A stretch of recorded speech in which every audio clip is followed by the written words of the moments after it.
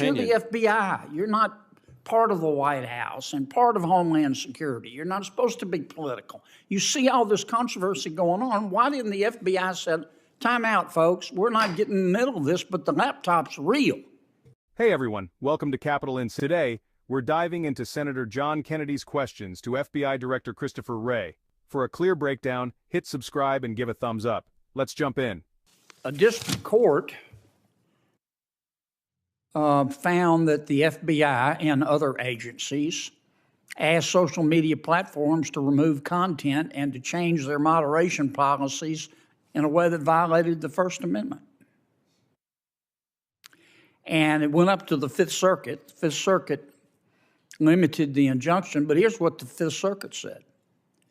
The FBI, quote, likely coerced the platforms into moderating content and encouraged them to do so by effecting changes in their moderation policies, end quote, in violation of the First Amendment.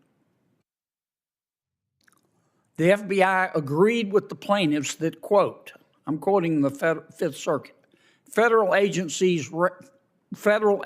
ran afoul of the First Amendment by coercing and significantly encouraging social media platforms to censor disfavored speech, including by threats of adverse government action, like antitrust enforcement and legal reforms. That's serious. Is the Fifth Circuit wrong? Well, as you may know, first off, let me just say the opinions talk about a whole bunch of other executive agencies besides the FBI, and I'm not going to speak to what the other agencies did or didn't do. But well, you weren't the only one. It was the White House. It was Homeland Security. But your folks were there too. All 80 of them, 80 agents. Well, but combing social media every day, calling Twitter, calling Facebook. Take that down. Get rid of that account. And it wasn't just on election interference. The FBI had the Hunter Biden laptop, got it on December 9th, 2019. The New York Post story, which a lot of the social media companies at the suggestion of government took down, the story came out on 10/14/2020. Why didn't the FBI just say, hey, the laptop's real? Why didn't you just tell everybody the laptop's real? We're not vouching for what's on it, but it's real. This isn't a fiction.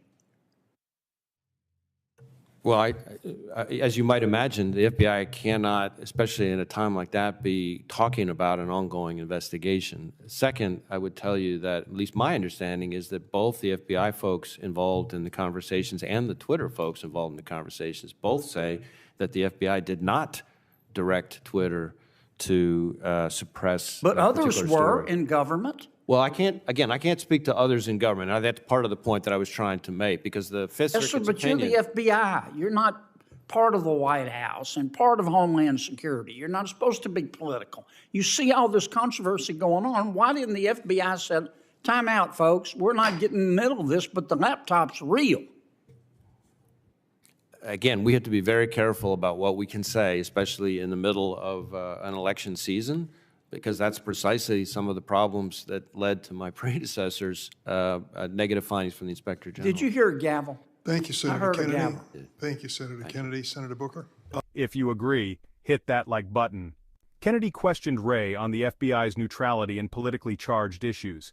He emphasized the FBI should stay out of politics and be transparent. Recent controversies like the Hunter Biden laptop have raised doubts about the FBI's neutrality. Wray's response was incomplete, highlighting trust issues in government institutions. So that was quite the exchange. Kennedy hit on some huge issues with the FBI's transparency and neutrality. His questioning highlighted major public concerns. It'll be interesting to see where this conversation goes next, especially with potential Supreme Court involvement. Subscribe for more updates and give this video a thumbs up.